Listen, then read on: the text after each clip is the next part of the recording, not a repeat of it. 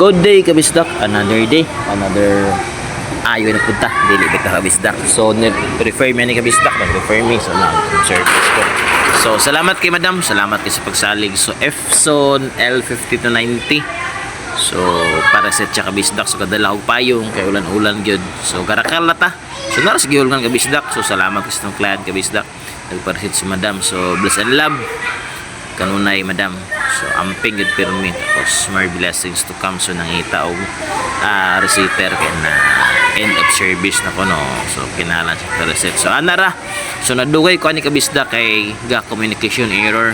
Once mag communication error kabisdak, usar gyud ko ana yun ang inyong cable. Mas maayo og namoy cable nga dala extra kanang tested na gininyo kaning ako nahulam ko lang laptop ani kabisdak kay para magana lang yun kay wala ko kadala og cable kay kasalig ko bag ubay ang unit diba ana ra. So kumpiyansa kay ba susunod magdala og cable basta magreseta basta mag home service ta. Pero dili po ko maka home service perme kay busy po sa shop kabisdak lisod po biya ng shop kaya ako raman. So ana lang sumur ni receiver so sa 50 to 90 kabisdak. So kung namo yung receiver sa 50 to 90 yun na lang gamiton inana ra pag set dali ra yung kabisdak pag receipt sa Ace Twing Pad ink pad sorry para makita nyo kabisdak. So ana lang dali ra yung kay pag receipt pero nadugay lang yung kanit tungod sa communication error ang yung cable kabisdak talandugon. So bagong baya pero siguro support siguro or sa yung USB port siguro. So do ka laptop ang gamit ni kabisdak pero sa dugay sa nadali na solve gyud ang problema na hulam ra ko og laptop lain laptop ni madam. So okay na kay kabisdak no dahil ko so na nga sa service nakabantay mo sa video.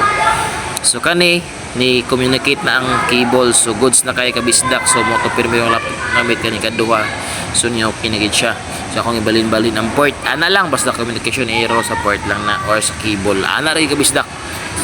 So lesson learned po na kuning nga kumpiyansa kay basta mag-reset ba mas mayo magdalagit tanan extra na cable o tapos receiver mura gyud kabisdak dali na kay mag-reset ka Epson L series.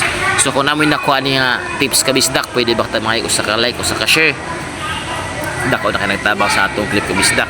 So amping kita kanunay amping uban atong pamilya ana ra kabisdak. So apit na mahuman ang clip. See you soon sa lain na po na itong laag or lakaw sa atong pagpang-repair or pagpang-reset sa printer. Sige, amping. God bless, kabisdak. See you sa atong next na clip. Bye-bye!